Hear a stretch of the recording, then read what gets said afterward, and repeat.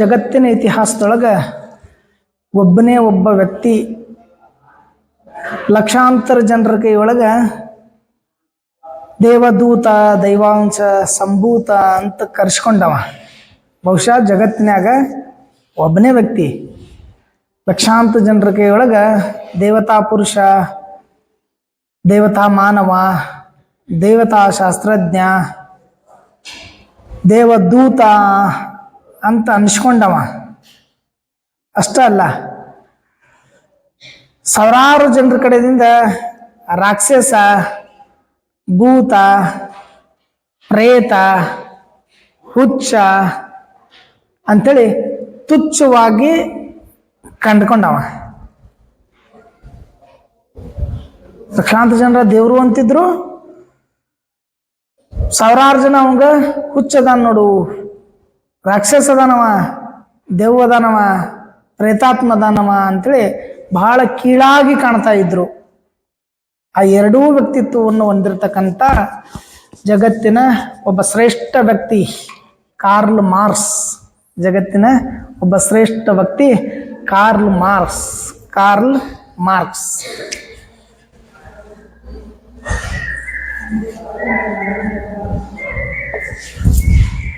Karl Marx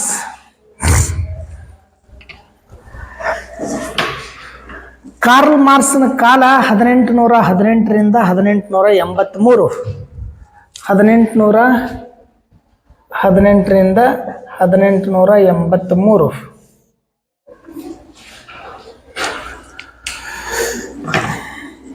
Karl ಮಾರ್ಕ್ಸ್ನ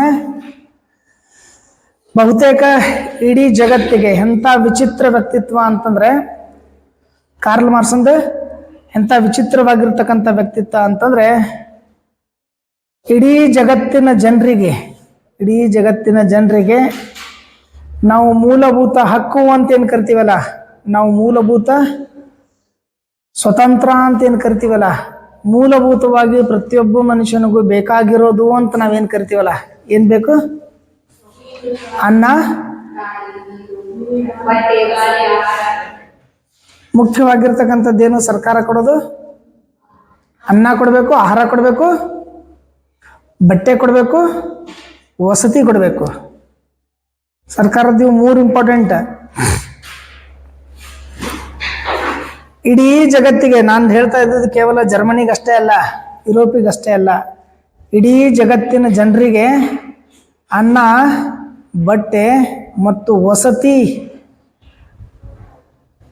ಕಡ್ಡಾಯವಾಗಿ ಕೊಡಲೇಬೇಕು, ಅದು ಹಕ್ಕು ಅಂತ ಪ್ರತಿಪಾದಿಸಿದ ವ್ಯಕ್ತಿ ಅದನ್ನೆಲ್ಲವನ್ನ ಕಳ್ಕೊಂಡಿದ್ದ. ಏನ ಅನ್ನನೂ ಇರಲಿಲ್ಲ ಅವಂಗ, ಮೈನಾಗ ಬಟ್ಟೆನೂ ಇರಲಿಲ್ಲ, ಇರಾಕ ವಸತಿದು ಇರಲಿಲ್ಲ. ಅಂತ ವ್ಯಕ್ತಿ ಅದನ್ನ ಎಲ್ಲ ಜನರಿಗೆ ಬೇಕಂತ ಹೋರಾಟ ಮಾಡಿರ್ತಕ್ಕಂಥ ಕಾರ್ಲ್ ಮಾರ್ಕ್ಸ್. ಅವನ ವ್ಯಕ್ತಿತ್ವವನ್ನು ನೋಡುವಂಥ ಸಂದರ್ಭದೊಳಗೆ ಅದಕ್ಕೆ ಹುಚ್ಚ ಯಾಕಂತಾರಂದ್ರೆ, ಬಟ್ಟೆ ಇರಲಿಲ್ಲ ಅವನ ಮೈಯಾಗ, ಹರ್ಕ ಬರ್ಕ ಬಟ್ಟೆ ಹಾಕೊಂಡು ಹೋಗ್ತಿದ್ದ, ನೋಡಕ್ಕೆ ಕೆಟ್ಟ ವಿಚಿತ್ರ ಇದ್ದ, ತಲೆ ಎಲ್ಲ ಯಾಕಡೆ ಬೇಕಾಗಿದ್ದ ಇತ್ತು, ಅದಕ್ಕೆ ಅವ್ನು ಹುಚ್ಚ ಅಂತ ಕರಿತಿದ್ರು. ಕೆಲವೊಂದಿಷ್ಟು ಜನ ಎಷ್ಟು ಸಿಂಪಲ್ ಆಗದ ನೋಡ, ಬಹಳ ಜ್ಞಾನ ಐತಿ ಅವನ ಕಡೆ, ಅದಕ್ಕೆ ಲಕ್ಷಾಂತರ ಜನರು ಅವನು ದೈವಾಂಶ ಸಂಭೂತ ಅಂತನೂ ಕರಿತಾ ಇದ್ರು. ಅಂಥ ವಿಶೇಷವಾಗಿರ್ತಕ್ಕಂಥ ವ್ಯಕ್ತಿತ್ವ ಹೊಂದಿರತಕ್ಕಂಥವ ಕಾರ್ಲ್ ಮಾರ್ಕ್ಸ್ ಅಂತ ನಾವು ಕರಿತೀವಿ. ಮನುಷ್ಯ ಜೀವನದೊಳಗೆ ಸತ್ಯ ಯಾವುದು ಅನ್ನೋದನ್ನ ಅರ್ಥ ಮಾಡ್ಕೊಳ್ಬೇಕು ಅಂತಂದ್ರೆ ಕಾರ್ಲ್ ಮಾರ್ಕ್ಸನ ಬದುಕನ್ನ ನೋಡ್ಕೊಳ್ಬೇಕು ಅಂತ. ಸತ್ಯ ಯಾವುದು ಅಂತ ಅರ್ಥ ಆಗ್ಬೇಕು ಅಂದ್ರೆ ಕಾರ್ಲ್ ಮಾರ್ಕ್ಸನ ಬದುಕಿನ ಬಗ್ಗೆ ನೋಡ್ಬೇಕು. ಕಾರ್ಲ್ ಮಾರ್ಕ್ಸ್ ಇಡೀ ಜಗತ್ತಿಗೆ ಮಾದರಿಯಾಗಿರ್ತಕ್ಕಂತಹ ಬರಹಗಳನ್ನ ಬರೆದಿರ್ತಕ್ಕಂಥವ, ಸಮಾಜವನ್ನ ತಿದ್ದಕ್ಕೆ ಪ್ರಯತ್ನ ಮಾಡಿರ್ತಕ್ಕಂಥವ, ತನಗ ಜೀವಕ್ಕೆ ಬಂದಿರತಕ್ಕಂಥ ಕಂಟಕಗಳನ್ನ, ಕಷ್ಟಗಳನ್ನ ಧೈರ್ಯದಿಂದ, ತಾಳ್ಮೆಯಿಂದ ಎದುರಿಸಿರ್ತಕ್ಕಂಥವ. ಮುಖ್ಯವಾಗಿ ಅದೇ ಬೇಕ. ತನಗೇನೇನು ಕಷ್ಟ ಬಂದಿದ್ದು, ಏನೇನು ಸಂಕಟ ಬಂದಿದ್ದು ಅವೆಲ್ಲವನ್ನ ಧೈರ್ಯದಿಂದ ಎದುರಿಸಿರ್ತಕ್ಕಂಥವ, ತಾಳ್ಮೆಯಿಂದ ಎದುರಿಸಿರ್ತಕ್ಕಂಥವ, ಜೀವನವನ್ನ ಗೆದ್ಕೊಂಡವ, ಜೀವನವನ್ನ ಕಳ್ಕೊಂಡವ. ಎಲ್ಲನೂ ಕಾರ್ಲ್ ಮಾರ್ಕ್ಸನ ವ್ಯಕ್ತಿತ್ವದೊಳಗೆ ಬರ್ತೈತಿ. ಕಾರ್ಲ್ ಮಾರ್ಕ್ಸ್ ಇಡೀ ಜಗತ್ತಿಗೆ ಮಾದರಿ, ಆದ್ರೆ ಅವನ ಜೀವನ ಇಡೀ ಜಗತ್ತಿಗೆ ಶೋಚನೀಯವಾಗಿರ್ತಕ್ಕಂಥ ಜೀವನ. ಏನ್ ಮಾಡಿದ್ರಿ, ಎಷ್ಟೆಲ್ಲ ಇದ್ರೆ ಏನ್ ಮಾಡ್ಕೊಳ್ಳೋದು ಅಂತ, ಜ್ಞಾನ ಇದ್ರೆ ಏನ್ ಮಾಡೋದು, ಮೂಲಭೂತ ಸೌಕರ್ಯನೇ ಇರಲಿಲ್ಲ ಅನ್ನೋ ಮಟ್ಟಕ್ಕೆ. ಏನ್ ಸೌಕರ್ಯ ಇದ್ರೆ ಏನ್ ಮಾಡೋದ್ರಿ, ಜ್ಞಾನನೇ ಇರಲಿಲ್ಲ ಅಂತ ಏನ್ ಮಾಡುವಂತ ಒಂದು ವರ್ಗ, ಎಲ್ಲಾನು ಇದ್ದು ಏನೂ ಇಲ್ಲಲ್ಲ ಅನ್ನೋದು ಇನ್ನೊಂದು ವರ್ಗ. ಎರಡೂ ವರ್ಗದೊಳಗೆ ಏನಪ್ಪಾ ಅಂತಂದ್ರ ಕಾರ್ಲ್ ಮಾರ್ಕ್ಸ್ನನ್ನ ಗುರುತಿಸ್ತಕ್ಕಂಥದ್ದನ್ನ ನೋಡ್ತೀವಿ. ಕಾರ್ಲ್ ಮಾರ್ಕ್ಸ್ನನ್ನ ಜರ್ಮನ್ ಇತಿಹಾಸದ ಚಿಂತಕ ಅಂತ ಕರೀತಾರೆ. ಕಾರ್ಲ್ ಮಾರ್ಕ್ಸ್ನನ್ನ ಜರ್ಮನ್ ಇತಿಹಾಸದ ಚಿಂತಕ ಅಂತ ಕರೀತಾರೆ. ಜಗತ್ತಿನಲ್ಲಿರ್ತಕ್ಕಂಥ ಎಲ್ಲ ಬಡವರಿಗೆ, ನಾನು ಕೇವಲ ಜರ್ಮನ್ ಅಂತ ಅಷ್ಟೇ ಹೇಳ್ತಾ ಇಲ್ಲ, ಯುರೋಪ್ ಅಂತ ಅಷ್ಟೇ ಹೇಳ್ತಾ ಇಲ್ಲ, ಜಗತ್ತಿನಲ್ಲಿರ್ತಕ್ಕಂಥ ಎಲ್ಲ ಜನರಿಗೆ ಅನ್ನ, ಬಟ್ಟೆ ಮತ್ತು ವಸತಿಯನ್ನ ಅವಶ್ಯಕವಾಗಿ ಕೊಡ್ಲೇಬೇಕು ಅಂತ ಬೋಧಿಸಿದವ, ಹೇಳಿದವ, ಬರೆದವ, ಅದಕ್ಕಾಗಿ ಹೋರಾಟ ಮಾಡಿದವ ಕಾರ್ಲ್ ಮಾರ್ಕ್ಸ್. ಈ ಕಾರ್ಲ್ ಮಾರ್ಕ್ಸ್ 1818 ಈ ಕಾರ್ಲ್ ಮಾರ್ಕ್ಸ್ 1818 ಮೇ 5 ಜರ್ಮನ್ ಅನ್ನುವಂಥ ರಾಜ್ಯದ, ಪರ್ಷಿಯಾ ಅಂತ ಕರಿತೀವಿ, ಜರ್ಮನ್ ರಾಜ್ಯದ ರೈನ್ಲ್ಯಾಂಡ್ ಅನ್ನುವಂಥ ಪ್ರದೇಶದ ಹತ್ತಿರಿರುವ ಟ್ರಯರ್ ಅನ್ನುವಂಥ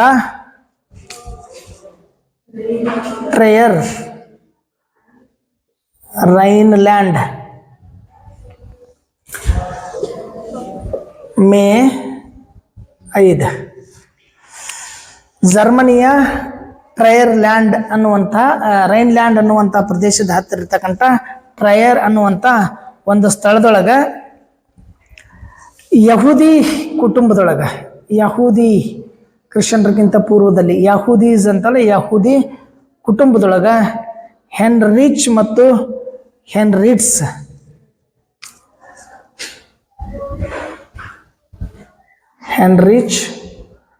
ಮತ್ತು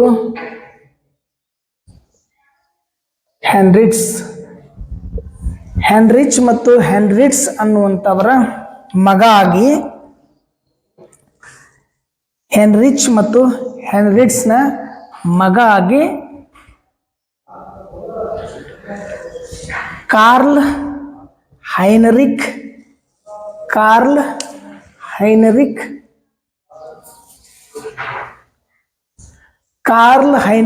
ಮಾರ್ಕ್ಸ್, ಅವನ ಮೊದಲ ಹೆಸರು ಕಾರ್ಲ್ ಹೆನ್ರಿಕ್ ಮಾರ್ಕ್ಸ್. ನಾವು ಕಾರ್ಲ್ ಮಾರ್ಕ್ಸ್ ಅಂತ ಕರ್ಕೊಂತೀವಿ. ಕಾರ್ಲ್ ಹೆನ್ರಿಕ್ ಮಾರ್ಕ್ಸ್ ಮೇ 5 ರೈನ್ಲ್ಯಾಂಡ್ ಹತ್ತಿರತಕ್ಕಂಥ ಟ್ರೇಯರ್ ಅನ್ನುವಂಥ ಒಂದು ಸ್ಥಳದೊಳಗೆ ಯಹೂದಿ ಕುಟುಂಬದೊಳಗೆ ಹೆನ್ರಿಚ್ ಮತ್ತು ಹೆನ್ರಿಟ್ಸ್ ಅನ್ನುವಂಥ ತಂದೆ ತಾಯಿಯ ಮಗ ಆಗಿ, ಹಿರಿಯ ಮಗ ಆಗಿ, ಜ್ಯೇಷ್ಠ ಪುತ್ರ ಆಗಿ ಕಾರ್ಲ್ ಹೆನ್ರಿಕ್ ಮಾರ್ಕ್ಸ್ ಏನಪ್ಪ ಅಂದ್ರೆ ಹುಡ್ತಾನೆ. ಇವ್ರ ತಂದೆ ಹೆನ್ರಿಚ್ ಏನದಾನಲ್ಲ, ಇವ್ರ ತಂದೆ ಹೆನ್ರಿಚ್ ಒಬ್ಬ ನ್ಯಾಯವಾದಿ ಆಗಿರ್ತಾನೆ. ಬಟ್ ಏನಾಗಿರ್ತೈತಿ ಅಂತಂದ್ರ, ಆ ಜರ್ಮನ್ದಲ್ಲಿರ್ತಕ್ಕಂಥ ಜನರಿಗೆ ನ್ಯಾಯ ಕೊಡಾಕ ಆಗದೇ ಇರೋದ್ರಿಂದ ತನ್ನ ನ್ಯಾಯದ ವೃತ್ತಿಯನ್ನ ಬಿಟ್ಟು ಬಿಡ್ತಾನೆ. ಜನರಿಗೆ ನ್ಯಾಯ ಕೊಡಾಕ ಆಗದೇ ಇರೋದ್ರಿಂದ ಸತ್ಯ ಯಾವ್ದೈತಿಲ್ಲ ಅದು ಸತ್ಯ ಹೇಳೋದ್ರೊಳಗ ಅಥವಾ ಸತ್ಯ ಹೇಳೋದ್ರೊಳಗ ಅಥವಾ ಗೆಲ್ಲುವುದ್ರೊಳಗೆ ಯಶಸ್ವಿ ಆಗ್ಲಿಲ್ಲ ಅಂದ್ರೆ ತಮ್ಮ ವೃತ್ತಿನೇ ಬಿಟ್ಬಿಟ್ಟವ್ರು ಬಹಳ ಜನ ಅದಾರ. ಬಟ್ ಉಳ್ದವ್ರೆಲ್ಲ ಹೇಗದಾರ ಅಂತಂದ್ರ ಸುಳ್ಳನ್ನೇ ಸತ್ಯ ಅಂತ ಬಿಂಬಿಸ್ಕೊಂಡೇ ವೃತ್ತಿ ಮಾಡ್ಕೊಂತ ಹೋದವ್ರು ಅದಾರ. ಕಾರ್ಲ್ ಮಾರ್ಕ್ಸ್ನ ತಂದ್ರೆ ಹೆನ್ರಿಚ್ ಏನ್ ಮಾಡ್ತಾನಂತಂದ್ರ, ಜನರಿಗೆ ನ್ಯಾಯ ಕೊಡ್ಸಕ್ ಆಗ್ಲಿಲ್ಲ, ಮತ್ತ ನಾ ವಕೀಲ್ ಇದ್ದೇನು, ನ್ಯಾಯವಾದಿ ಇದ್ದೇನ್ ಮಾಡೋದು ಅಂತ ತಿಳ್ಕೊಂತ ತನ್ನ ನ್ಯಾಯವಾದಿ ವೃತ್ತಿನೇನಪ್ಪ ಅಂದ್ರ ಕೈ ಬಿಟ್ಟಿರ್ತಕ್ಕಂಥವ. ಕೈ ಬಿಟ್ಟು ಈ ಯಹೂದಿ ಅನ್ನುವಂಥ ಪಂಥ ಏನೈತಲ್ಲ ಅದನ್ನ ಬಿಟ್ಟು ಕ್ರೈಸ್ತ ಧರ್ಮದ ಪ್ರೊಟೆಸ್ಟೆಂಟ್ ಅನ್ನುವಂಥ ಪಂಥಕ್ಕೆ ಸೇರ್ಪಡೆಗೊಳ್ತಾನೆ. ಕ್ರೈಸ್ತ ಧರ್ಮದ ಪ್ರೊಟೆಸ್ಟೆಂಟ್ ಅನ್ನುವಂಥ ಪಂಥಕ್ಕೆ ಸೇರ್ಪಡೆಗೊಳ್ತಾನೆ. ಅಂದ್ರೆ ವಕೀಲ ವೃತ್ತಿ, ನ್ಯಾಯಾಧೀಶನ ವೃತ್ತಿಯನ್ನು ನ್ಯಾಯವಾದಿ, ಆ ನ್ಯಾಯವಾದಿಯ ವೃತ್ತಿಯನ್ನು ಬಿಟ್ಟು ಕ್ರೈಸ್ತ ಧರ್ಮದ ಪ್ರೊಟೆಸ್ಟೆಂಟ್ ಅನ್ನುವಂಥ ಮತಕ್ಕೆ ಸೇರ್ತಾನೆ. ಕಾರ್ಲ್ ಮಾರ್ಕ್ಸ್ ಅಂದಾಗ ಕಾರ್ಲ್ ಮಾರ್ಕ್ಸ್ನ ಬೌದ್ಧಿಕ ಶಕ್ತಿ ಅಗಾಧವಾಗಿರ್ತಕ್ಕಂಥದ್ದು, ಉತ್ತಮವಾಗಿರ್ತಕ್ಕಂಥ ಶಿಕ್ಷಣ ಅವನಿಗೆ ಸಿಕ್ತ. ತಾಯಿ ಒಬ್ಬಳು ಸುಸಂಸ್ಕೃತರಾಗಿದ್ಲು, ತಾಯಿ ಪ್ರಭಾವ ಅವಂಗಾಗ್ಲಿ ಸುಸಂಸ್ಕೃತ ಬೇರೆ, ಸಂಸ್ಕೃತಿಯನ್ನ ಒಳ್ಳೆ ಸಂಸ್ಕೃತಿಯನ್ನ ಇರುವಂಥ ಅವಿದ್ಯಾವಂತೆ ಆಗಿದ್ಲೆ. ಸಂಸ್ಕೃತಿ ಒಳ್ಳೇದಿತ್ತು, ಬಟ್ ಅವಿದ್ಯಾವಂತೆ ಅನ್ಲಿಟ್ರೇಚರ್ ಇದ್ರೆ. ಕಾರ್ಲ್ ಮಾರ್ಕ್ಸ್ನ ಮೇಲೆ ಇತಿಹಾಸದಲ್ಲಿ ಭಾಳ ನೋಡ್ತೀವಿ, ತಾಯಿ ಪ್ರಭಾವಕ್ಕೊಳಗಾದ್ರು ಅಂತ. ಬಟ್ ಕಾರ್ಲ್ ಮಾರ್ಕ್ಸ್ನ ಮೇಲೆ ತಂದೆ ಪ್ರಭಾವ ಬಹಳ ಹೆಚ್ಚಾಗ್ತದೆ ಕಾರ್ಲ್ ಮಾರ್ಕ್ಸ್ ಮೇಲೆ. ಯಾಕಂದ್ರೆ ತಂದೆ ನ್ಯಾಯವಾದಿ ಆಗಿರ್ತಾನ, ವಕೀಲಾಗಿರ್ತಾನೆ. ಜನರಿಗೆ ನ್ಯಾಯ ಕೊಡಿಸ್ಲಾಕ ಆಗ್ಲಾರ್ದಕ್ಕೆ ತನ್ನ ವೃತ್ತಿನೇ ಬಿಟ್ಟಿರ್ತಾನೆ. ಅದು ಕಾರ್ಲ್ ಮಾರ್ಕ್ಸ್ನ ಮೇಲೆ ಏನಪ್ಪ ಅಂದ್ರೆ ಬಹಳ ದೊಡ್ಡ ಪ್ರಭಾವವನ್ನು ಬೀರ್ತೈತಿ. ಆ ತಂದೆಯ ಪ್ರಭಾವವನ್ನು ಇಟ್ಕೊಂಡಿರ್ತಕ್ಕಂಥ ಏನು ತಂದೆಯ ನ್ಯಾಯವಾದಿ ಪ್ರಭಾವ, ಅವನ ಗುಣ, ಅದನ್ನೆಲ್ಲವನ್ನ ಮೈಗೂಡಿಸಿಕೊಂಡಿರ್ತಕ್ಕಂಥವ ಗ್ರೀಕ್ ಮತ್ತು ರೋಮನ್ನರ ಪ್ರಾಚೀನ ಕೃತಿಗಳನ್ನು ಓದಕ್ಕೆ ಪ್ರಾರಂಭ ಮಾಡ್ತಾನೆ. ಗ್ರೀಕ್ ಮತ್ತು ರೋಮನ್ನರ ಪ್ರಾಚೀನ ಕೃತಿಗಳನ್ನು ಓದಕ್ಕೆ ಪ್ರಾರಂಭ ಮಾಡ್ತಾನೆ. ಐರೋಪ್ಯ ರಾಷ್ಟ್ರಗಳೇನದವಲ್ಲ ಅವು ಬಹುತೇಕವಾಗಿ ಗ್ರೀಕರದು, ರೋಮನ್ರದು ಅವರೇ ಬರಹಗಳನ್ನು ಓದ್ಕೊಂಡಿರ್ತಾರೆ. ಗ್ರೀಕರು ಮತ್ತು ರೋಮನ್ನರ ಕೃತಿಗಳನ್ನು ಓದಕ್ಕೆ ಪ್ರಾರಂಭ ಮಾಡ್ತಾನೆ. ಉದಾರವಾದಿ ಮತ್ತು ಭೌತಿಕವಾದವನ್ನು ಬೆಳೆಸ್ಕೊಂತಾನ. ಉದಾರವಾದ ಮತ್ತು ಭೌತಿಕವಾದವನ್ನು ಬೆಳೆಸ್ಕೊಂತಾನ. ತನ್ನ 17ನೇ ವಯಸ್ಸಿನೊಳಗ ಕಾರ್ಲ್ ಮಾರ್ಕ್ಸ್ ತನ್ನ 17ನೇ ವಯಸ್ಸಿನೊಳಗ ಅವರ ಅಪ್ಪನ ಆಸೆಯಂತೆ, ಅವರ ತಂದೆಯ ಆಸೆಯಂತೆ 1835 ತನ್ನ 17ನೇ ವಯಸ್ಸಿನಾಗ 1835 ಬಾನ್ ವಿಶ್ವವಿದ್ಯಾಲಯದೊಳಗ ಕಾನೂನು ಪದವಿಗೆ ಅಂತ ಸೇರ್ಕಂತಾನ. ಬಾನ್ ವಿವಿ ಒಳಗ ವಿಶ್ವವಿದ್ಯಾಲಯದೊಳಗ ಕಾನೂನು ಪದವಿಯನ್ನ ಕಲಿಯೋದ್ರ ಸಲುವಾಗಿ ವಿದ್ಯಾರ್ಥಿಯಾಗಿ ಸೇರ್ಕೊಳ್ತಾನ. 1836 1835 ಇದು 1836 1836 ಬರ್ಲಿನ್ ವಿಶ್ವವಿದ್ಯಾಲಯಕ್ಕೆ ಹೋಗ್ತಾನೆ. 1836 ಬರ್ಲಿನ್ ವಿಶ್ವವಿದ್ಯಾಲಯಕ್ಕೆ ಹೋಗ್ತಾನ. ಯಾವಾಗ ಬರ್ಲಿನ್ ವಿಶ್ವವಿದ್ಯಾಲಯಕ್ಕೆ ಹೋಗ್ತಾನೋ ಅದು ಅವನ ಜೀವನಕ್ಕೆ ಬಹಳ ಮುಖ್ಯವಾಗಿರ್ತಕ್ಕಂಥ ತಿರುವು, ಬದಲಾವಣೆಯ ಘಟ್ಟ ಅಂತ ಕರೀತಾರೆ. ಬರ್ಲಿನ್ ವಿಶ್ವವಿದ್ಯಾಲಯ ಯಾಕೆ ಅವನ ಜೀವನದೊಳಗೆ ಒಂದು ದೊಡ್ಡ ತಿರುವು ಆಗ್ತೈತಿ, ಬದಲಾವಣೆ ಆಗ್ತದೆ, ಟರ್ನಿಂಗ್ ಪಾಯಿಂಟ್ ಅಂತ ಏನ್ ಕರಿತೇವೆ, ಯಾಕೆ ಆಗ್ತೈತಿ ಅಂತಂದ್ರೆ ಬರ್ಲಿನ್ ವಿಶ್ವವಿದ್ಯಾಲಯಕ್ಕೆ ಹೋದ್ಮೇಲೆ ಅಲ್ಲಿ ಹೆಗಲನ ಬರಹಗಳನ್ನ ಓದಾಕ್ ಪ್ರಾರಂಭ ಮಾಡ್ತಾನೆ. ಹೆಗಲ್ ಅನ್ನುವಂಥವನ್ನ ಹೆಗಲನ ಬರಹಗಳನ್ನ ಓದಾಕ್ ಪ್ರಾರಂಭ ಮಾಡ್ತಾನೆ. ಅದರಿಂದ ಸಾಕಷ್ಟು ಪ್ರಭಾವಿತ ಆಗ್ತಾನ.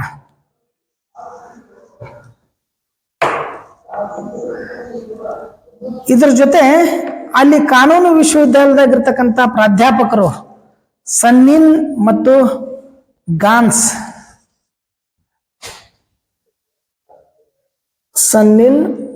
ಮತ್ತು ಗಾನ್ಸ್ ಇವರು ಪ್ರಾಧ್ಯಾಪಕರು. ಕಾನೂನು ವಿಶ್ವವಿದ್ಯಾಲಯದಾಗಿರ್ತಕ್ಕಂಥ ಇಬ್ರು ಪ್ರಾಧ್ಯಾಪಕರು, ಬರ್ಲಿನ್ ವಿಶ್ವವಿದ್ಯಾಲಯ ಏನಿದೆಲ್ಲ ಅಲ್ಲಿರ್ತಕ್ಕಂಥ ಇಬ್ರು ಪ್ರಾಧ್ಯಾಪಕರು, ಆ ಇಬ್ಬರು ಪ್ರಾಧ್ಯಾಪಕರ ಪ್ರಭಾವನು ಇವನ್ ಮೇಲಾಗ್ತೈತಿ. ಬರ್ಲಿನ್ ವಿಶ್ವವಿದ್ಯಾಲಯದಾಗ ಹೋಗಿ ಈ ಸನ್ನಿನ್ ಮತ್ತು ಗಾನ್ಸ್ ಅನ್ನುವಂಥ ಪ್ರಾಧ್ಯಾಪಕರ ಪ್ರಭಾವಕ್ಕೊಳಗಾಗಿ ಹೆಗಲನ ಬರಹಗಳನ್ನು ಓದಿ ಆ ಬರಹಗಳಿಂದ ಪ್ರಭಾವಿತ ಆಗಿ ಕಾನೂನು ಪದವಿಯನ್ನು ಅರ್ಧಕ್ಕೆ ಬಿಟ್ಬಿಡ್ತಾನೆ. ಬಹಳ ಜನ ಮಾಡ್ತಿರ್ತಾರೆ ಹಂಗೆ. ಕಾನೂನು ಪದವಿಯನ್ನು ಅರ್ಧಕ್ಕೆ ಬಿಡ್ತಾನೆ. ಕಾನೂನು ಪದವಿಯನ್ನ ಬಿಟ್ಟು ಏನಪ್ಪಾ ಅಂತಂದ್ರ ಆ ಸಂದರ್ಭದೊಳಗ ಬರ್ಲಿನ್ನಲ್ಲಿರ್ತಕ್ಕಂಥ ಒಂದು ಪ್ರತಿಷ್ಠಿತ ಕೂಟ ಅಂತಿತ್ತು, ಆ ಕೂಟಕ್ಕೆ ಸೇರ್ಕೊಳ್ತಾನೆ. ಪ್ರತಿಷ್ಠಿತರ ಕೂಟ ಅಂತಿತ್ತು ಬರ್ಲಿನ್ದೊಳಗ, ಅದ್ರಲ್ಲಿ ಸೇರ್ಕೊಂತಾನೆ. ಆ ಬರ್ಲಿನ್ನ ಪ್ರತಿಷ್ಠಿತ ಕೂಟದೊಳಗೆ ಏನಾಗ್ತಿತ್ತು ಅಂದ್ರೆ ಹೆಗಲನ ವಿಚಾರಗಳ ಬಗ್ಗೆ ಚರ್ಚೆ ಆಗ್ತಿದ್ದು.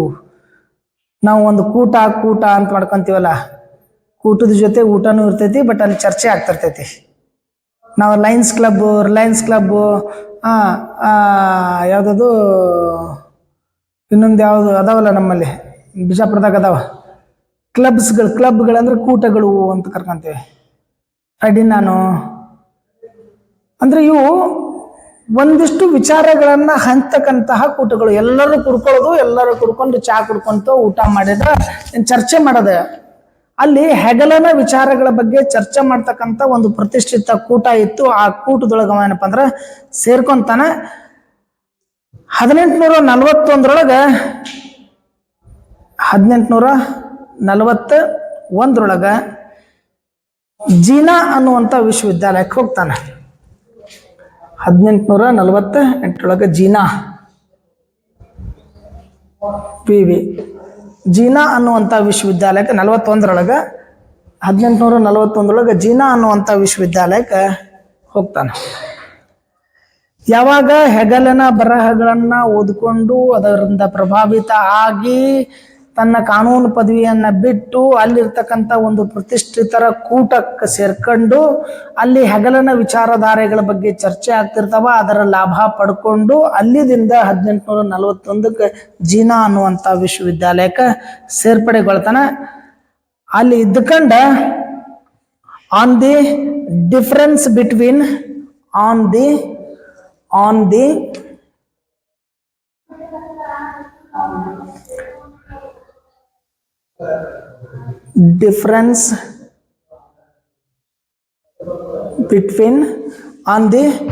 difference between the natural philosophy of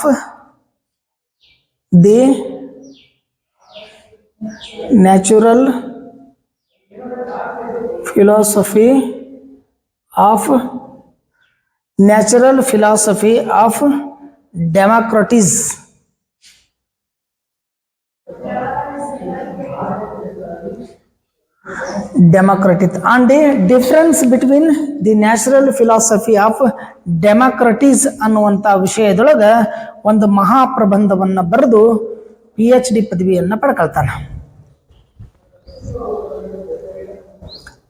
ಕಾನೂನು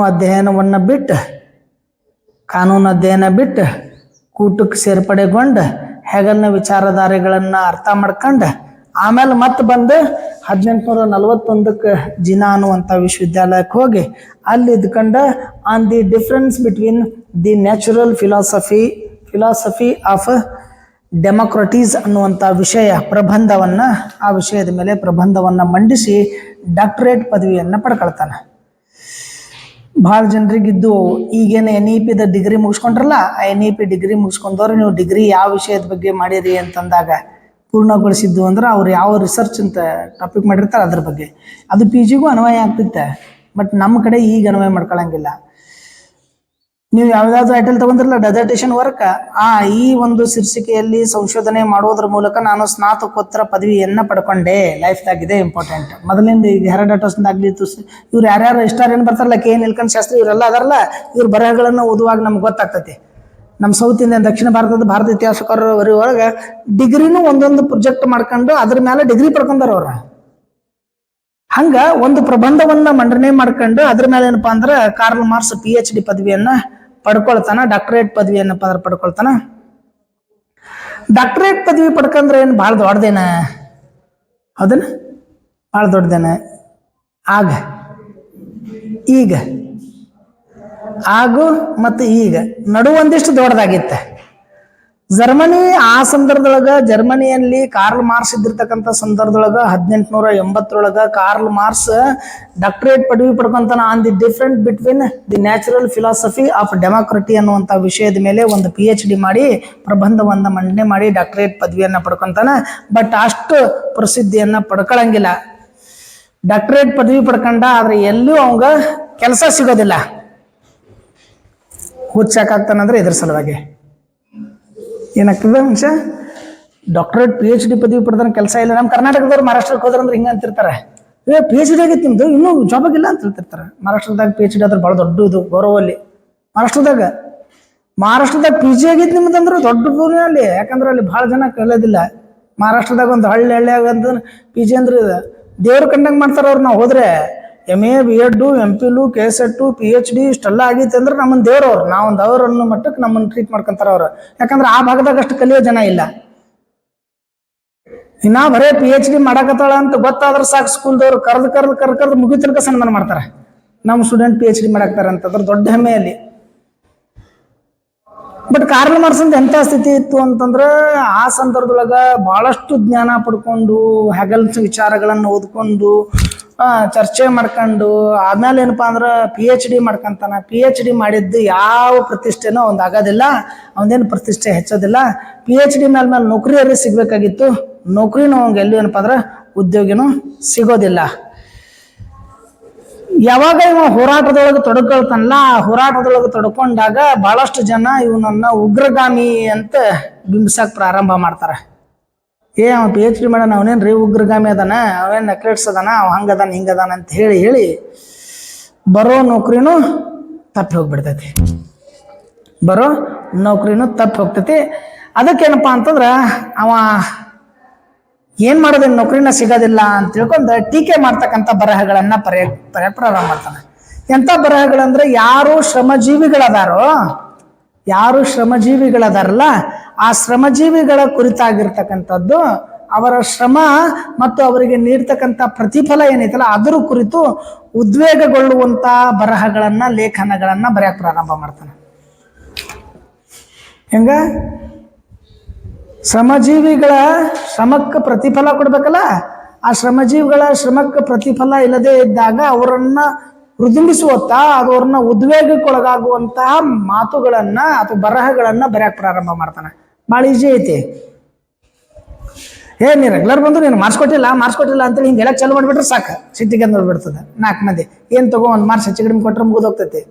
ಬಟ್ ಹೆಗಲನ ಬರಹಗಳನ್ನು ಓದ್ಕೊಂಡು ಕ್ರಾಂತಿಕಾರಿ ಚಟುವಟಿಕೆಗಳು ತಿಳ್ಕೊಂಡು ಉಗ್ರಗಾಮಿ ಅಂತ ಅನ್ಸ್ಕೊಂಡು ನೌಕರಿನ ಕಳ್ಕೊಂಡು ನೌಕರಿ ಸಿಗ್ಲಾರ್ದಂಥ ಪರಿಸ್ಥಿತಿಗೆ ಬಂದು ಕೊನೆಗೆ ಶ್ರಮಜೀವಿಗಳ ಪರಿಶ್ರಮ ಮತ್ತು ಅವರಿರುವಂಥ ವಿಚಾರಗಳನ್ನು, ಅವ್ರಿಗಾಗುವಂಥ ನೋವುಗಳನ್ನು ಬರೆದು ಜನರನ್ನು ಉದ್ವೇಗ ಮಾಡ್ತಕ್ಕಂಥ ಕೆಲಸಕ್ಕೆ ಏನಪ್ಪಂದ್ರೆ ತೊಡಗಿಕೊಳ್ತಾನೆ. ಆ ಸಂದರ್ಭದೊಳಗೆ ರೋಸೋಂದು, ವಾಲ್ಟೇರ್ದು, ಹೆಗಲ್ನು ಇವೆಲ್ಲ ಬರಹಗಳನ್ನು ಓದ್ಕೊಂಡು ಲೇಖನಗಳನ್ನು ಪ್ರಾರಂಭ ಮಾಡ್ತಾನೆ. ಲೇಖನಗಳನ್ನು ಪ್ರಾರಂಭ ಮಾಡಿ ಆ ಲೇಖನಗಳನ್ನು ಪ್ರಕಟ ಮಾಡ್ಬೇಕಲ್ಲ, ಅದರ ಸಲುವಾಗಿ ಒಂದು ಪತ್ರಿಕೆಯ ಸಂಪಾದಕ ಲೇಖನ ಬರೆಯಕ್ಕೆ ಪ್ರಾರಂಭ ಮಾಡ್ತಾನೆ. ಆ ಪತ್ರಿಕೆ ಹೆಸರು ರೀಸೆನೆಟ್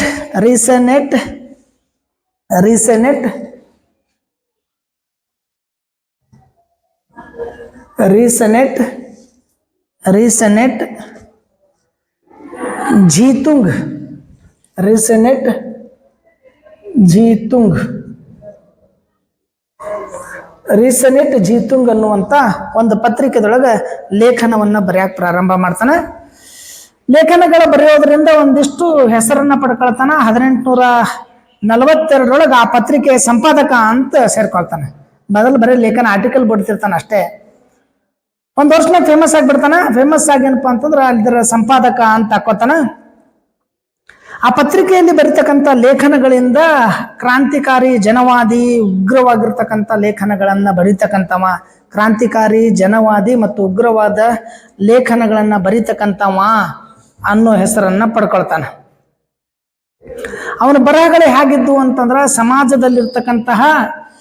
ಸಮಾಜದಲ್ಲಿರ್ತಕ್ಕಂಥ ಸಾಮಾನ್ಯ ವರ್ಗದ ಜನರ ಸ್ಥಿತಿಗತಿ ಮತ್ತು ಸರ್ಕಾರದ ನೀತಿಯನ್ನ ಪ್ರತಿಭಟಿಸುವಾಗಿದ್ದು. ಜನಸಾಮಾನ್ಯರ ಸ್ಥಿತಿಗತಿ ಮತ್ತು ಸರ್ಕಾರದ ನೀತಿಯನ್ನ ಪ್ರತಿಭಟಿಸುವಂತ ಬರಹಗಳಾಗಿದ್ದು. ನಾವೆಲ್ಲ ಅಂತಿರ್ತೀವಲ್ಲ, ಮಳಿ ಹೆಚ್ಚಾಗಿ ಮನಿ ಎಲ್ಲ ಬಿದ್ದು ಅಂತಂದ್ರೆ ಯಾರು ಹೊಣೆಗಾರರಪ್ಪ? ಸರ್ಕಾರ ಪರಿಹಾರ ಕೊಡಬೇಕು. ಮಳಿ ಹೆಚ್ಚಾಗಿ ಬೆಳೆ ಎಲ್ಲ ನಾಶ ಆತಂದ್ರೆ ಯಾರು ಹೊಣೆಗಾರರು? ಪರಿಹಾರ ಕೊಡಬೇಕು. ಹೌದಲ್ಲ? ನಮ್ಮ ಗಾಡಿ ಒಯ್ದು ನಾವೇ ಆಕ್ಸಿಡೆಂಟ್ ಮಾಡಿ ಯಾರಿಗಾರೆ ಹಾಸಿಬಿಟ್ಟು ಅಂದ್ರೆ ಕೊಡ್ಬೇಕಾರ ಪರಿಹಾರ? ಸರ್ಕಾರ ಕೊಡ್ಬೇಕು, ಕೊಡ್ಬಾರ್ದ? ಸರ್ಕಾರದ ನೀತಿಯನ್ನ ಟೀಕಿಸ್ತಕ್ಕಂಥ ಕೆಲಸವನ್ನ ಕೊಡ್ಬೇಕ.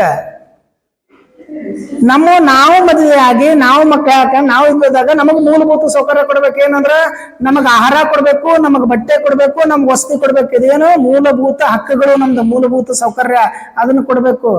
ಜನಸಾಮಾನ್ಯರ ಸ್ಥಿತಿ ಮತ್ತು ಸರ್ಕಾರದ ನೀತಿ, ಈ ಎರಡನ್ನ ಟೀಕೆ ಮಾಡ್ತಕ್ಕಂಥವ ಕಾರ್ಲ್ ಮಾರ್ಕ್ಸ್ ಅಂತೇಳಿ. 1843 ಕಾರ್ಲ್ ಮಾರ್ಕ್ಸ್ ಏನಪ್ಪಾ ಅಂದ್ರ Jenny von Westphalen, Jenny von Westphalen, Jenny von Westphalen, Jenny von Westphalen ಅನ್ನುವಂಥವಳನ್ನ ಮದುವೆ ಆಗ್ತಾನ. 1843 ಚೆನ್ನಿ ವ್ಯಾನ್ ವೆಸ್ಟ್ ಫೆಲಿನ್ ಅನ್ನುವಂಥವಳನ್ನ ಮದುವೆ ಆಗ್ತಾನ. ಮದ್ವೆ ಆದ್ಮ್ಯಾಗೂ ಅವ ಓದೋದು ಬಿಡೋದಿಲ್ಲ, ಚರ್ಚೆ ಮಾಡೋದು ಬಿಡೋದಿಲ್ಲ. ಮದ್ವೆ ಆದ್ಮ್ಯಾಗ ಏನಪ್ಪಾ ಅಂದ್ರ ಮಾಂಟೆಸ್ಕೊಂದ ಬರಹಗಳನ್ನ ಓದ್ತಾನೆ. ಯಾವುದು ಮಾಂಟೆಸ್ಕೊಂದ? ಮಾಂಟೆಸ್ಕೋ ಯಾವ್ದು ಬರ? ರೋಸೊಂದು social contract, social the spirit of laws ಯಾರ್ದು? ಮಾಂಟೆಸ್ಕಂತ. ರೋಸೋನ ಮತ್ತು ಮಾಂಟೆಸ್ಕೋನ ಬರಹಗಳನ್ನ ಓದ್ತಾನೆ. ಸೋಷಿಯಲ್ ಕಾಂಟ್ರಾಕ್ಟ್ ಮತ್ತು ದ ಸ್ಪಿರಿಟ್ ಆಫ್ ಲಾಸ್ ಅನ್ನುವಂಥ ಕೃತಿಗಳನ್ನ ಓದ್ತಾನ. ಅದರಿಂದ ಪ್ರಭಾವಿತನಾಗ್ತಾನ. ಅದರೊಳಗಿಂದ ಒಂದಿಷ್ಟು ಭಾಗವನ್ನ ತಗೊಂಡು ದೊಡ್ಡ ಗ್ರಂಥವನ್ನ ಬರೆಯಕ್ ಪ್ರಾರಂಭ ಮಾಡ್ತಾನ. 1843 ತನ್ನ ಜ್ಞಾನಕ್ಕ, ತಾನು ಮಾಡೋ ಕೆಲಸಕ್ಕೆ ಸರಿಯಾದ ಗೌರವ ಸಿಗಲಿಲ್ಲ ಅನ್ನೋ ಕಾರಣಕ್ಕಾಗಿ 1843 ಡಿಸೆಂಬರ್ದೊಳಗ ತನ್ನ ಹೆಂಡತಿನ ಕರ್ಕೊಂಡ ಪ್ಯಾರಿಸಿಗೆ ಹೋಗ್ತಾನ. 1843 ಡಿಸೆಂಬರ್ದೊಳಗೆ ತನ್ನ ಹೆಂಡತಿನ ಕರ್ಕೊಂಡು ಪ್ಯಾರಿಸ್ನಾಗ ಹೋಗ್ತಾನ. 1843ರಿಂದ 45 ತನಕ ಅಲ್ಲೇ ಇರ್ತಾನ. ಪ್ಯಾರಿಸಿಗೆ ಹೋಗಿ ಜರ್ಮನಿದೊಳಗೆ ಸಿಗ್ಲಾರ್ದಕ್ಕಂಥ ಬಹುತೇಕ ಗ್ರಂಥಗಳನ್ನ ಅಲ್ಲಿ ಓದ್ತಾನೆ. ಜರ್ಮನಿದಾಗ ಸಿಗ್ಲಾರ್ದದ್ದು ಪ್ಯಾರಿಸ್ನಾಗಿದ್ದು, ಅದಕ್ಕೆ ಜರ್ಮನಿಯಲ್ಲಿ ಸಿಗದೇ ಇರುವಂತ ಗ್ರಂಥಗಳಲ್ಲಿದ್ದು ಅವುಗಳನ್ನ ಓದ್ತಕ್ಕಂಥ ಕೆಲಸ ಮಾಡ್ತಾನ. ತನ್ನ ಬೌದ್ಧಿಕ ಭಂಡಾರವನ್ನ ಹೆಚ್ಚಿಸಿಕೊಳ್ತಾನ. ಈ ಪ್ಯಾರಿಸ್ದಾಗ ಹೋಗಿ ಸಿಗದೇ ಇರುವಂತ ಪುಸ್ತಕಗಳನ್ನ ಏನು ಓದ್ತಿರ್ತಾನಲ್ಲ ಬಹಳಷ್ಟು, ಆ ಓದ್ತಕ್ಕಂಥ ಸಂದರ್ಭದೊಳಗ ಅವಂಗೇನಪ್ಪಾ ಅಂತಂದ್ರೆ ಅಲ್ಲಿ ಒಬ್ಬ ವ್ಯಕ್ತಿನ ಪರಿಚಯ ಆಗ್ತೈತಿ. ಬಟ್ಟೆಯನ್ನ ಉತ್ಪಾದನೆ ಮಾಡ್ತಕ್ಕಂಥ ವ್ಯಕ್ತಿ ಆಗಿದ್ದ. ಆ ಬಟ್ಟೆಯನ್ನ ಉತ್ಪಾದನೆ ಮಾಡ್ತಕ್ಕಂಥ ವ್ಯಕ್ತಿ ಪರಿಚಯ ಆಗ್ತದೆ. ಅವನ ಹೆಸರು ಏಂಜಲ್ಸ್ ಅಂತ. ಏಂಜಲ್ಸ್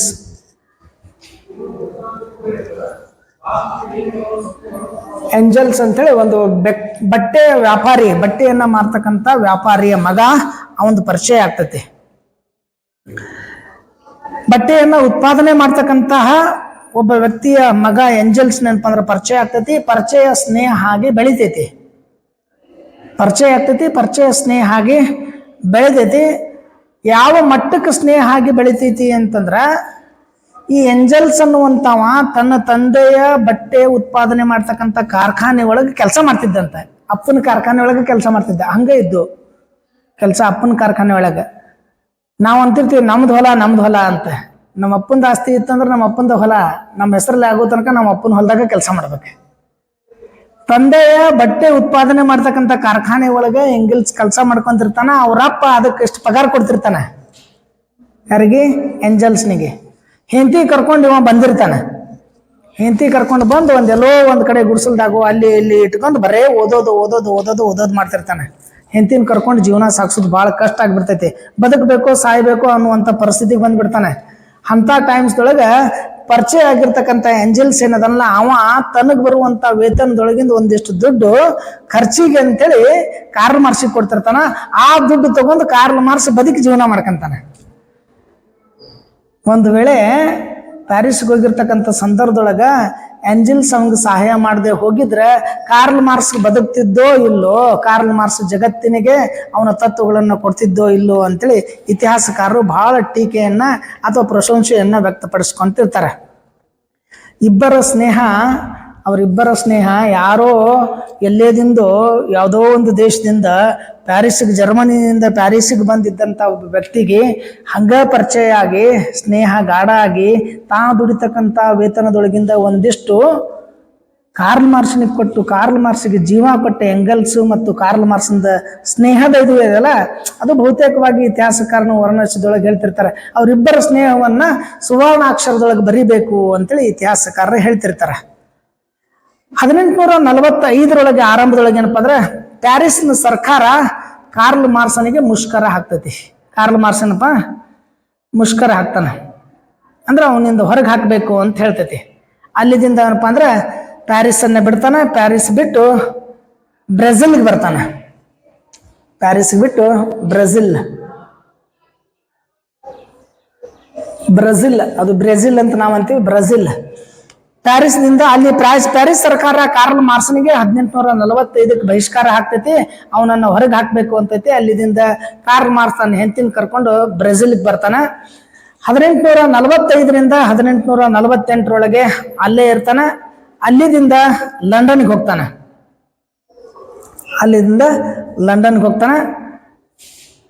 ಕಾರ್ಲ್ ಮಾರ್ಕ್ಸ್ ರಾಜಕೀಯ ಭ್ರಷ್ಟ ಆಗಿ, ಅಂದ್ರೆ ರಾಜರ ಸರ್ಕಾರದ ವಿರೋಧವನ್ನ ಕಟ್ಕೊಂಡು ತಾನು ಕಷ್ಟ ಅನುಭವಿಸಿದಷ್ಟ ಅಲ್ಲ, ತನ್ನ ಕುಟುಂಬನ, ತನ್ನ ಹೆಂಡತಿನ, ತನ್ನ ಪರಿವಾರದವ್ರನ್ನ, ತನ್ನ ಮಕ್ಕಳನ್ನ ಅಲ್ದಾಡುವಂಗೆ ಮಾಡ್ತಾನೆ. ಕಷ್ಟವನ್ನ ಕೊಡ್ತಕ್ಕಂಥ ಕೆಲಸ ಮಾಡ್ತಾನ. ಭಾಳ ಕಷ್ಟ ಇರ್ತೈತಿ, ಕಡು ಬಡತನ ಇರ್ತೈತಿ, ಉಪವಾಸ ಇರ್ತಾನ, ಅನಾರೋಗ್ಯಕ್ಕೆ ಒಳಗಾಗಿರ್ತಾನ. ಅಂಥದ್ರೊಳಗೆ 7 ಮಕ್ಕಳು ತಂದೆ ಆಗಿರ್ತಾನ ಕಾರ್ಲ್ ಮಾರ್ಕ್ಸ್. ಊರೂರು ದೇಶ ಅಡ್ಡಾಡ್ಕೊಂತ 7 ಮಕ್ಕಳು ತಂದೆ ಆಗಿರ್ತಾರ.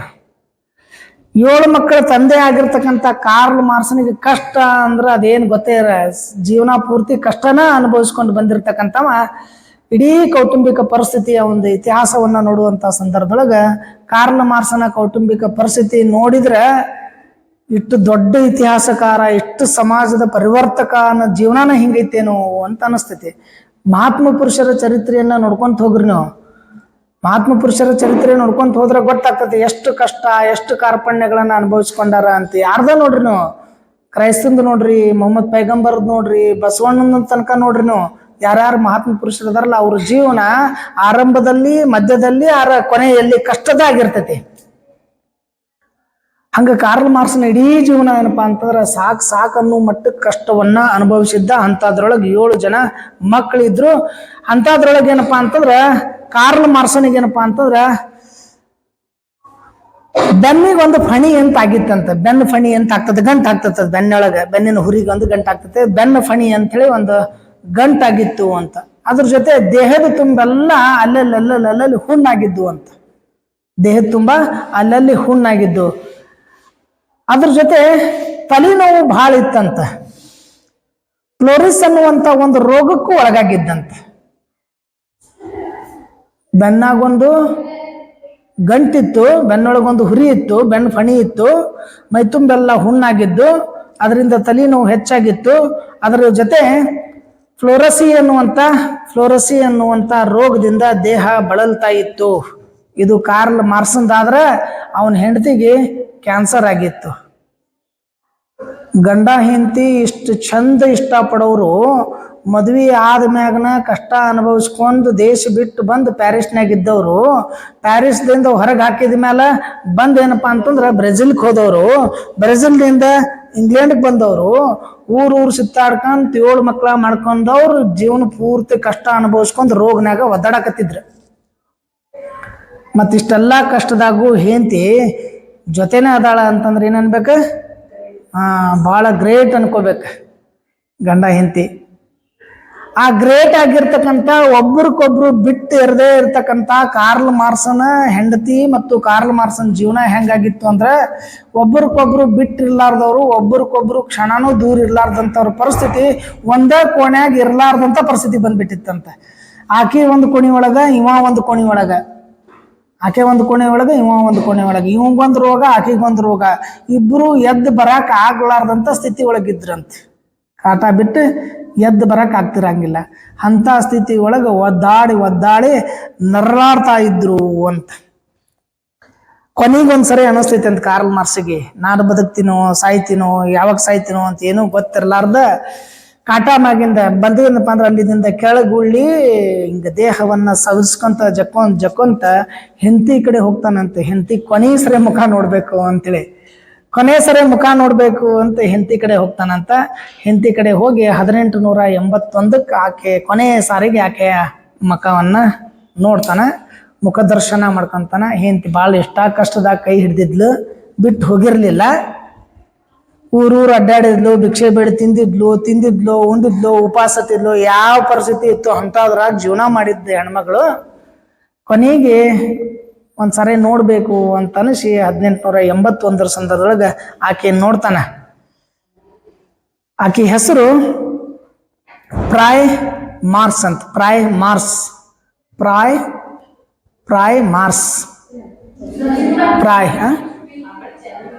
ಆಕೆಗೆ ಪ್ರಾಯ್ ಅಂತನೂ ಕರಿತಿದ್ರು. ಪ್ರೀತಿಯಿಂದ ಕರಿತಕ್ಕಂಥ ಹೆಸರು, ಪ್ರೀತಿಯಿಂದ ಕರಿತಕ್ಕಂಥ ಹೆಸರು. 1881 ಆಕೆಗೆ ಹೋಗಿ ನೋಡ್ಕೊಂಡು ಕೊನೆಗೊಂದಿಷ್ಟು ಸಮಾಧಾನ ಆದ್ಮ್ಯಾಗ ವಾಪಸ್ ಮತ್ತು ಹೊಳ್ಳಾಡ್ಕೊಂಡು ತನ್ನ ಕೋಣೆಗೆ ಬರ್ತಾನೆ.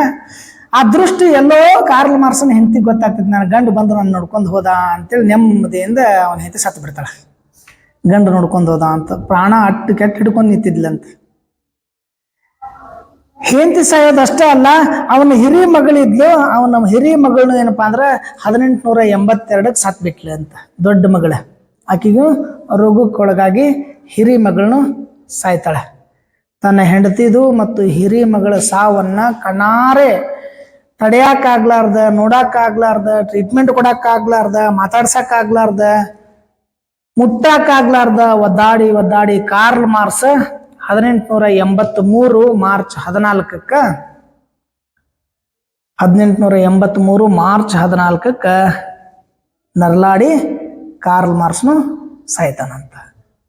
ಎಂಥ ವಿಚಿತ್ರ! ಇಡೀ ಜೀವನನೇ ಏನಪ್ಪ ಅಂದ್ರೆ ಹುಚ್ಚರಂಗ, ಇಡೀ ಜೀವನನ ಅನಾಥರಂಗ, ಅನ್ನಕ್ಕಾಗಿ, ಬಟ್ಟೆಗಾಗಿ, ವಸ್ತಿಗಾಗಿ, ನೀರಿಗಾಗಿ, ಮೂಲಕ ಸೌಕರ್ಯಕ್ಕಾಗಿ ಅಲ್ದಾಡಿ ಹುಚ್ಚರಂಗ, ಬಿಕ್ಕಿ ಬಿಡೋರಂಗ ಜೀವನ ಮಾಡ್ಕಂತ ಹೆಂಡತಿನ ಕಟ್ಕೊಂತ ದೇಶ ಸುತ್ತಾಡ್ಕೊಂತ ಕೊನೆಗೆ ರೋಗದಿಂದ ಬಳಲಿ ದೇಹ ಎಲ್ಲ ಕೊಳತು ಹುಣ್ಣಾಗಿ ಹುಳಾಗಿ ಸೋರ್ಕೊಂತ ಒದ್ದಾಡ್ಕೊಂತ ಕೊನೆಗೆ 1883 ಕಾರ್ಲ್ ಮಾರ್ಸ್ ಸಾಯ್ತಾನ. ಗ್ರೇಟ್ ಸೋಷಿಯಲ್ ರಿಫಾರ್ಮರ್, ದೊಡ್ಡ ಸಮಾಜ ಸುಧಾರಕ ಅಂತ ಕಾರ್ಲ್ ಮಾರ್ಕ್ಸ್ ಕರೀತಾನೆ. ಭಾಳ ಜನ ಸಮಾಜ ಸುಧಾರಕರದ್ದು ಜೀವನ ಹಿಂಗೈತಿ. ಅಂಥ ಕಾರ್ಲ್ ಮಾರ್ಕ್ಸ್ ಇತಿಹಾಸಕ್ಕೆ ಒಂದು ದೊಡ್ಡದಾಗಿರ್ತಕ್ಕಂಥ ಕೊಡುಗೆ ಕೊಡ್ತಾನೆ. ಅಂಥ ಕೊಡುಗೆಗಳು ಏನು ಅಂತಂದ್ರೆ ಅವನ ರೈಟಿಂಗ್ಸ್, ಅವನ ಬರಹಗಳು ಅವನ ದೊಡ್ಡ ಕೊಡುಗೆ. ಅವನ ಬರಹದೊಳಗೆ ಒಂದಿಷ್ಟು ಇಂಪಾರ್ಟೆನ್ಸ್ ಅನ್ನು ಹೇಳ್ತೀನಿ. The economic and philosophical manuscripts ಅಂತೇಳಿ, ದ ಎಕನಾಮಿಕ್ ಆ್ಯಂಡ್ ಫಿಲಾಸಫಿಕ್ ಮ್ಯಾನುಸ್ಕ್ರಿಪ್ಟ್ಸ್ ಅಂತೇಳಿ 1884 ಬರೀತಾನೆ. ದ ಎಕನಾಮಿಕ್ ಆ್ಯಂಡ್ ಫಿಲಾಸಫಿಕ್ ಮ್ಯಾನುಸ್ಕ್ರಿಪ್ಟ್ಸ್ ಅಂತೇಳಿ 1884 ಬರೀತಾನೆ. ಮ್ಯಾನುಸ್ಕ್ರಿಪ್ಟ್ಸ್. ಪವರ್ಟಿ ಆಫ್ ಫಿಲಾಸಫಿ ಅಂತೇಳಿ, ಪವರ್ಟಿ ಆಫ್ ಫಿಲಾಸಫಿ ಅಂತ 1847 ಬರೀತಾನೆ.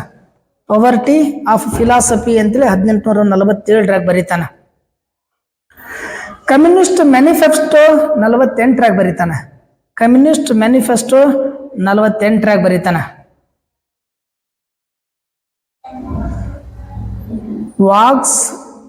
Wages labour and capital, wages labour and capital ಅನ್ನೋದು 49 ಬರೀತಾನೆ 1800.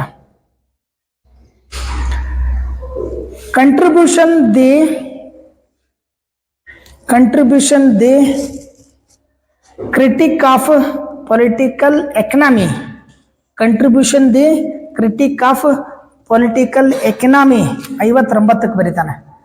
Contribution the critique of political economy 59ಕ್ಕೆ ಬರೀತಾನ. The class struggle in France, the class struggle in France 1850 ಬರೀತಾನೆ. The class struggle in France ಅಂತೇಳಿ 1850 ಬರೀತಾನೆ. The Das Kapital volume first ಮೊದಲನೆಯ ಭಾಗ 67 ಎರಡನೆಯ ಭಾಗ 85 ಮೂರನೆಯ ಭಾಗ 94 ಬರೀತಾನೆ. The Das capital 67, 85, 94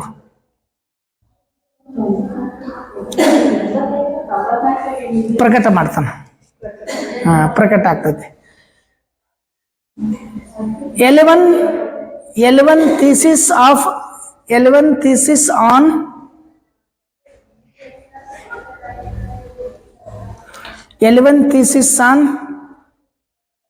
pure batch 1845 ಪ್ರಕಟ ಆಗ್ತದೆ. ಸಿವಿಲ್ ವಾರ್ ಇನ್ ಫ್ರಾನ್ಸ್ ಅಂತ ಬರೀತಾನ. ಸಿವಿಲ್ ವಾರ್ ಇನ್ ಫ್ರಾನ್ಸ್ ಅಂತ ಬರೀತಾನ. ರೆವಲ್ಯೂಷನ್ ಅಂಡ್ ಕೌಂಟರ್ ರೆವಲ್ಯೂಷನ್ ಅಂತ ಬರೀತಾನ. ರೆವಲ್ಯೂಷನ್ ಅಂಡ್ ಕೌಂಟರ್ ರೆವಲ್ಯೂಷನ್ ಅಂತ ಬರೀತಾನ. ಹೋಲಿ ಫ್ಯಾಮಿಲಿ ಅಂತ ಬರೀತಾನ. ಇವು ಕಾರ್ಲ್ ಮಾರ್ಕ್ಸನ ಪ್ರಮುಖವಾಗಿರ್ತಕ್ಕಂಥ ಕೃತಿ. ಇದ್ರೊಳಗೆ ಬಹಳ ಇಂಪಾರ್ಟೆಂಟ್ ಯಾವುದು ಅಂತಂದ್ರೆ ಕಮ್ಯುನಿಸ್ಟ್ ಮ್ಯಾನಿಫೆಸ್ಟೋ, ದಾಸ್ ಕ್ಯಾಪಿಟಲ್, ಇನ್ನೊಂದು ರೆವಲ್ಯೂಷನ್ ಅಂಡ್ ಕೌಂಟರ್ ರೆವಲ್ಯೂಷನ್. ಕ್ರಾಂತಿಗೆ ಪ್ರತಿಕ್ರಾಂತಿ ಅಂತ ಇವು ಮೂರು ಬಹಳ ಇಂಪಾರ್ಟೆಂಟ್ ಆಗಿರ್ತಕ್ಕಂಥದ್ದು. ಇಂಪಾರ್ಟೆಂಟ್ ಆಗಿರ್ತಕ್ಕಂಥ ಕೃತಿಗಳು ಮತ್ತು ಅವನ ಕೊಡುಗೆ ಏನೈತೆ ಅನ್ನೋದನ್ನ ನೆಕ್ಸ್ಟ್ ಅವಧಿ ಒಳಗೆ ನೋಡೋಮಂತ.